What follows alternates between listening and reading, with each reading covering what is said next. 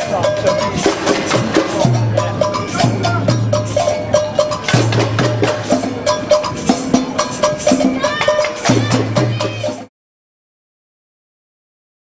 ask about this campaign because I'm speaking, you're interviewing me, you're not interviewing a person who represents what the campaign stands for.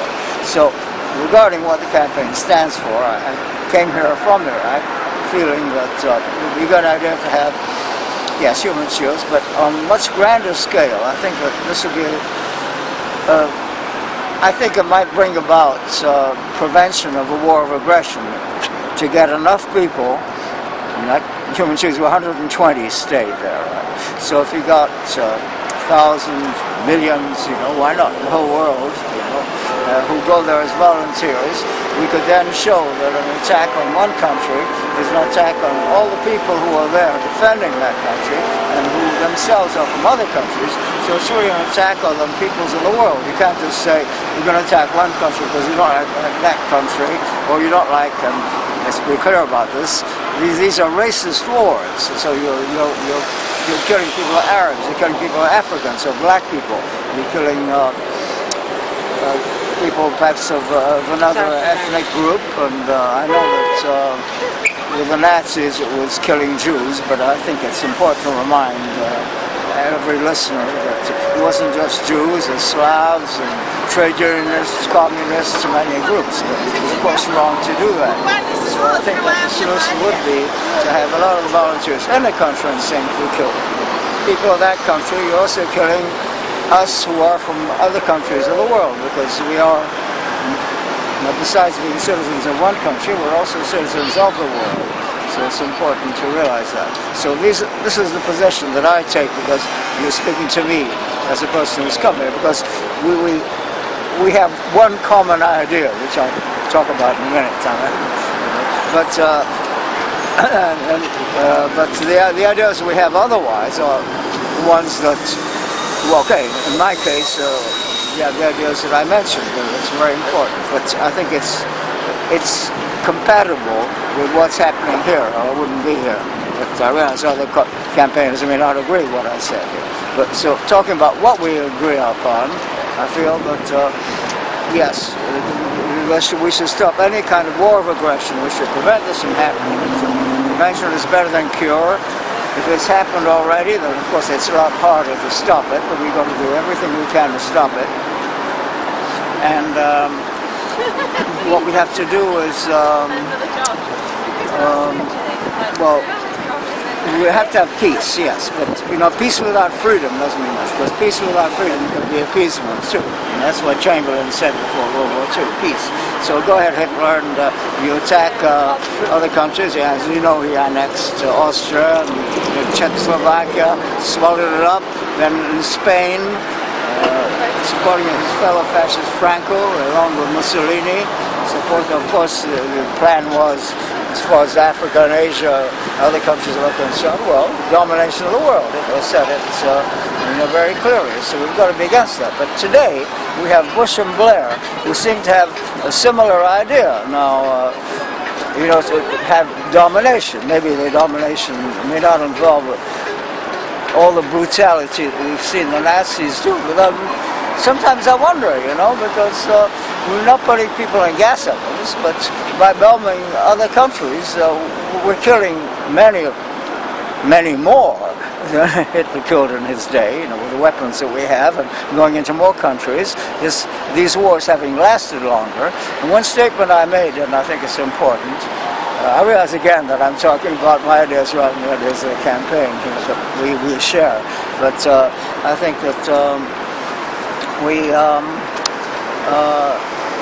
we've killed, we go on killing, and it doesn't seem to be an end to it. Depleted uranium is a very important issue here, because I sometimes say the crimes committed by Bush and Blair and others like them, the imperialists in the world, the racists, the capitalists, those who are against the vast majority of the people, these crimes are killing far more people, because with depleted uranium, when I say worse than Hitler, Hitler killed people in his time. With depleted uranium, we're keeping with the weapons we're using, going into countries attacking. We're killing people in our time too, as Hitler did. We're doing it in many other countries. But also, and what Hitler was not doing, because perhaps he couldn't do it, whether he would have done it or not, I'm not here to speculate. But the point is that we know we're killing future generations with depleted uranium, because this has been said by the person who spoke before me, and this, I think, is quite common knowledge. You know, depleted uranium remains radioactive. It gets in the food chain, the water supply, and the air, and it remains radioactive for, Brian used to say 2 billion years. I don't know where he got this information from. You know, whether it's 2 billion, whether it's 1 billion, whether it's thousands. That means we're killing future generations. And that's why I say worse than Hitler. The crimes they're committing are worse than his. Whatever his intentions might have been or not have been. Okay, so I think, see, I'm still, said I was going to talk about the campaign. I'm still talking about position. Feel free to just say what you want. That coincides, of course, with what we're here for. So we're against these wars of aggression, right? Some people would have the idea that all wars are wrong. My position, and talking to an individual, is that a war of national liberation, of colonial liberation, is a just war. That's why I was saying at the beginning of this interview that I don't like the idea of, you know, you fight a war against an aggressor, but of course you drop a bomb on, I mean, if people drop a bomb on Nazi Germany, they killed a lot of civilians. I mean, Dresden is the worst case here, where you know, so many people were killed who might not have supported it, or they leveled that city. And as again, I say this having stated my position, which is not necessarily the position of the campaign, being against capitalism, that what happened in the war on Dresden, the bombing of Dresden, was by Britain and the United States. I believe also France took that. But the Soviet Union did not. That's why I make a distinction between a socialist country and a capitalist country. They wouldn't do that, although they were, of course, in the war. And yes, they were dropping bombs. And a bomb, as somebody said, is very egalitarian. It kills the good person and the bad person. So yes, you will kill innocent people. But as much as possible in fighting what has been often called, and which I think it's correct to call it, is a just war, although, you know, the pacifists don't agree, because they say all wars are wrong. But in doing this, you have to, as much as possible, minimize the harm you're doing to innocents. As I said, how can you control that when a bomb drops and there are 10 fascists in a room and the postman comes to deliver a letter, and then he's killed too, so he's an innocent person, you know. Or maybe you shouldn't deliver a letter to fascists. Let's say he may not know about it. So, you know, if you want to take these cases, not really hypothetical, because the situations do occur, it's a problem. And so the non-violent people who are non-violent in any case, whatever happens to them, they're not going to hit back. You know, pacifists. I used to be one, so I think I understand their arguments well. But I also did say to a Quaker minister I was talking to, if you have a sniper on a rooftop mowing down people in the public square, do you put a bullet in him or don't you? So the Quaker said to me, well, no, you might enrage him. I said, well, if I might enrage him, I'll put a second bullet in him and be sure he's dead and he can't go on killing people. But that's, you know, this is, again, a situation. You have a situation of this kind. The simplest example of this is, of course, people can see it here in Britain and other countries. There's a bomber overhead. You shoot down that bomber. Okay, you kill, you know, you're a pacifist. You kill the pilots. But then you stop them from dropping this bomb, which would kill thousands here. So I think that this is, my position now is justified. Again, I find myself, having said that I would talk about the campaign, talk about my own ideas. So let me try to, as much as possible, talk about the campaign and say that yes, I'm here because it's very fine to confront the lies of the government with our truths. And truths that will out, you know, the truths that will set you free, as people often say. And it's important that people should realize that we've been lied to But there was not a plan to attack Britain, in which case, of course, people would say, well, we're defending the country, we're going to drop bombs in Iraq. There was never such a plan, you see. So weapons of mass destruction, allegedly, that people had in Iraq, there were inspectors there for 10, 12 years. They found nothing. But, and I want to emphasize this, to me, this is a non-starter. Because if they did have weapons of mass destruction, I would say, so what? Because we have weapons of mass destruction. And what's more, we've used them, and including, of course, the nuclear weapons, which the United States is a country to have used, not once, but just twice in Japan. And so often threats to use them again. You know, they didn't use them in Vietnam. There were many who thought they should. There is a first strike policy, which is supported by Britain and the United States, I'm not sure of France, but which is not supported by the Chinese. And the Chinese said, well, I'm talking about the China of Mao Zedong especially, but I'm sure they still continue that policy, we will never under any circumstances be the first to drop the bomb. You know? But if we are attacked, then we will counterattack. See? So I think it's important, again, to distinguish between, if you want, socialism and capitalism, between people who are concerned about humanity and those who are not. Again, talking about this campaign, Brian wasn't talking about socialism or capitalism, he was just talking about peace, and I respect that. I don't know that Brian was necessarily a pacifist or Barbara, you know, Bob Tucker is here. But anyway, we're saying it's certainly wrong to be attacking other countries, because we're not defending ourselves by attacking it. There's a further point made by Blair, I think, that in 45 minutes there could be, you know, weapons could be used and harm British people. I don't know that he qualified that and said whether it was bases in Cyprus or whether it was Britain here. But anyway, perhaps he was, it seems to me, he was being deliberately unclear about this. He was equivocating, and people get the idea, yes, then we've got to go to war. So people were misled, and for the wrong reasons, they allowed the government to do what it did. I think otherwise they wouldn't have.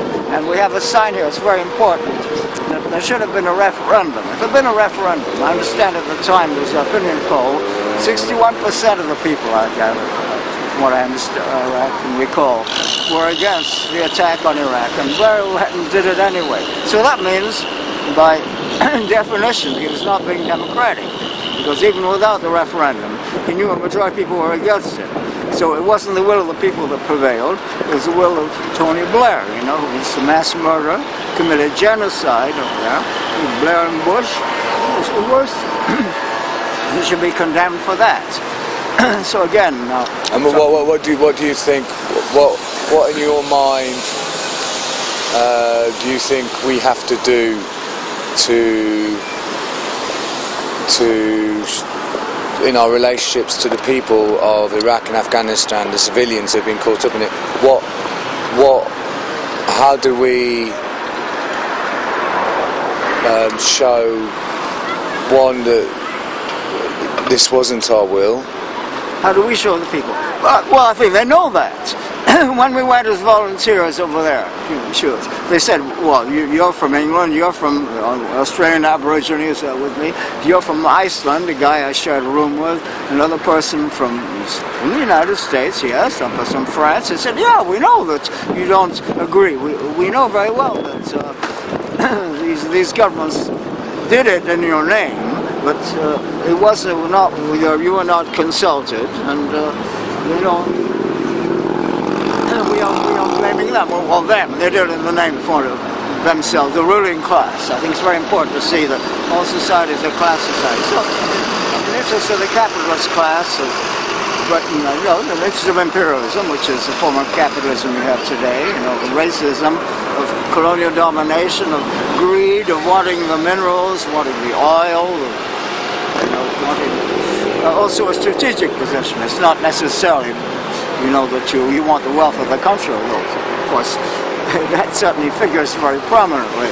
But when you attack a country that perhaps doesn't have many mineral resources, you're doing it also because you want a foothold, you want to be there. And I think the state of Israel is being used to oppose again the Palestinians, supported by the Arab people, and the peoples of Asia and Africa. Remember that Middle East is the bridge between these two continents, and also with Europe too. So it's very important they should be able to dominate that area. Then it leaves out only Latin America and Australia, Australasia. So they got that pretty much under control. And of course, in Latin America, yes, and this is, I think, a great hope today, that you do have Fidel Castro, the spirit of great Che Guevara, you have Chavez in Venezuela, you have Evo Morales in Bolivia. Bolivia. There was opposition. Bolivia too. Yeah. Bolivia was really interesting. They passed the first law, made it law, ecocide illegal. They've got the definition of ecocide in Bolivia. That was very recently, then, haven't it?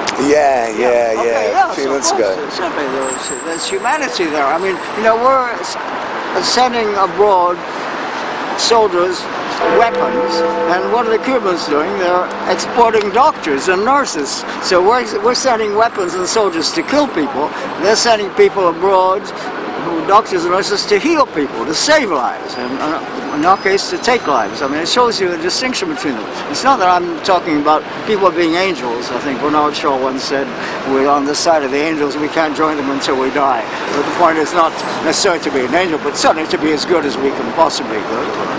Yes, some people make mistakes, or people do one time or another, when you do something. Would you say, yeah. Best case scenario, everything was just a big miscalculation? What is the level of forgiveness that we need to bring to the table if we are going to show, or if we are going to make progress towards less conflict? Well, I don't blame the people, so forgiveness. I mean, I can say we've been afraid, and because of being afraid, we didn't know. Okay, fear and ignorance, actually, you see. So because we didn't know and believed the lies that were told by the state, you see, then we said, well, then logically, yes, we've got to defend ourselves. But it was a lie. So it's important. So there's that. And there's also the fear then. So those of us who knew that it was a lie didn't speak out. Yes, we're wrong. But then quite a lot of us also perhaps did not know because we believed the media. No, the media have lied to us. I mean, after all, none other than everyone knows this. If you want to go back far enough, I mean, to Hitler's Minister of Propaganda, Dr. Goebbels, who said, you tell a lie, you tell a big lie, you tell it often enough, people will believe it, you know.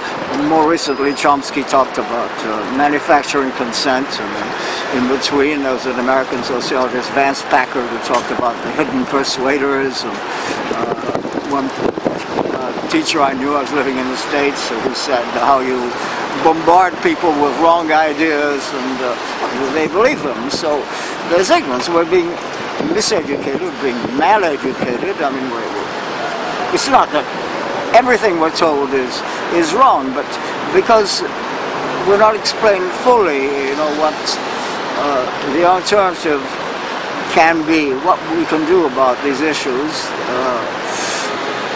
I think that we let the state make a decision on the grounds that we don't know. I believe in humility, but I don't believe in false humility, just as I don't believe in false pride. I think we've got to say, well, are they really telling us the truth or not? We've got to question this. And, as I say, it's difficult to question it because wherever you go, just about all the newspapers, with some honorable exceptions, you know, are owned by wealthy people who have vested interest in the position of the ruling class in the society. You see, they're part of that. They're interested in profits rather than people. You know, if I say rather than, yeah, I'm not a cynic. I would say that maybe they care a little bit, not all that much, for others because they're brought up to be selfish. You know, even if you think of the saying, look after number one. Number one is me? No, number one is you, and you, and you, and you. You're equally important. So we are all one. yeah, well, yeah. So regarding, again, I want to talk more about this campaign. So peace and freedom from Brian. He wanted this. He wanted independence for all countries, self-determination. You know, and all nations have a right to. Remember, these principles are enshrined in the United Nations, at least in the Charter.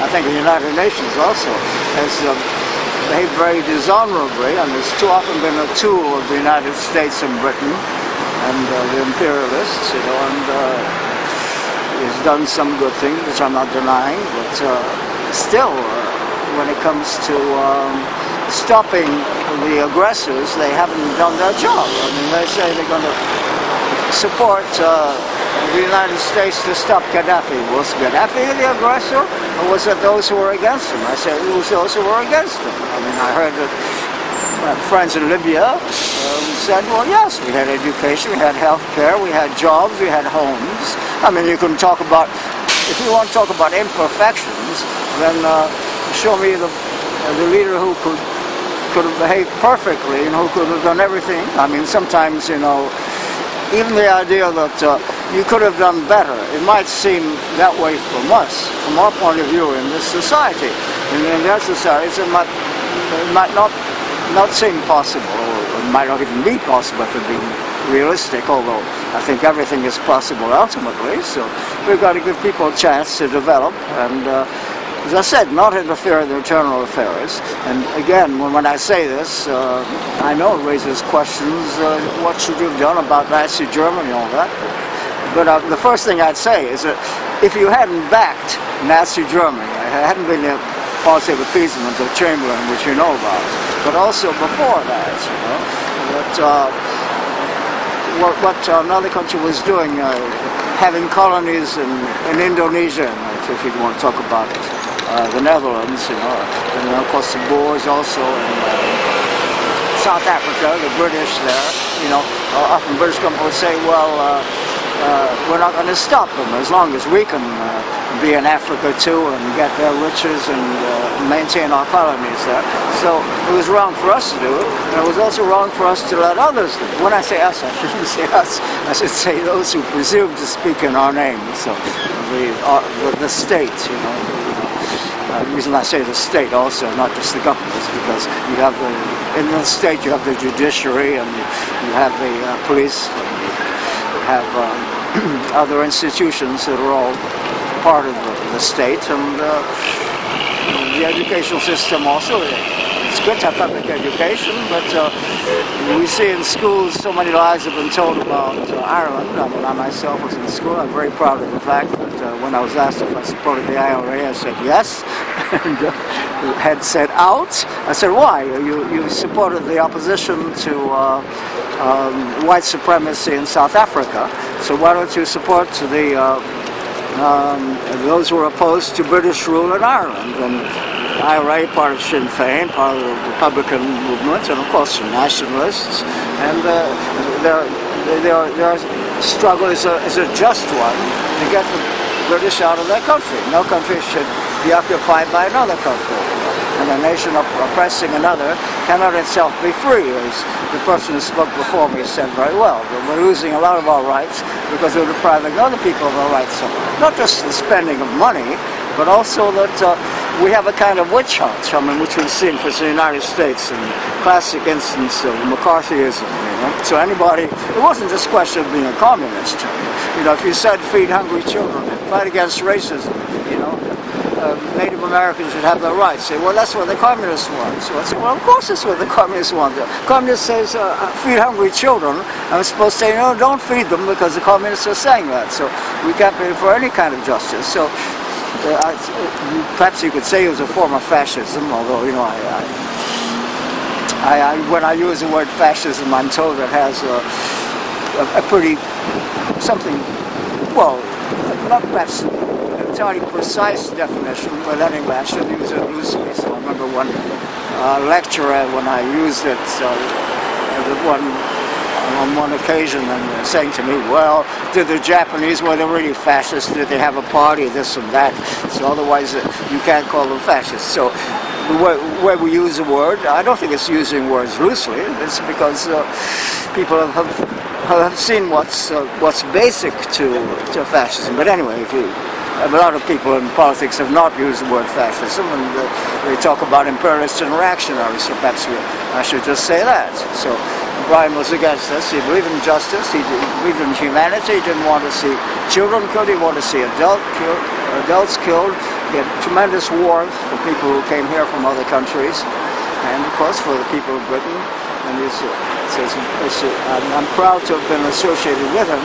And I think now what we're calling for, so again, talk about the campaign, we want those troops out of the countries occupying, maybe Afghanistan, Somalia, the places, in the Middle East, still in Iraq, and of course Libya, supporting some of the Arab reactionaries against their own people. And I think that we've got to be for an end to these injustices to the working class, of course, in this country. We see that they don't come into their own. They're denied the education to which they should be entitled, and free jobs, and Could I ask you, because you were making a parallel between, we've only got a minute and 18 left, but the people who died who were taken off disability allowance, I think it's monetary eugenics. What do you think? Yeah, I think so. I think somebody said, the Nazis had eugenic sterilization, sterilize a person. Well, of course, based on a false theory, because you could be a genius or you could be a moron, but it's not necessarily the case that you would inherit these disabilities. But anyway, people with disabilities, of course, have to be respected and have to be helped as much as possible. They make a great contribution in many ways. I may not have any legs if they're chopped off, but I've got a brain, and maybe I can say something that will help people, and I myself should be treated decently, and the quality of life is important. So we would have more than enough money to do all that and help these people who weren't spending so much as people sit on weapons. But it's also greed, or people spending money on themselves.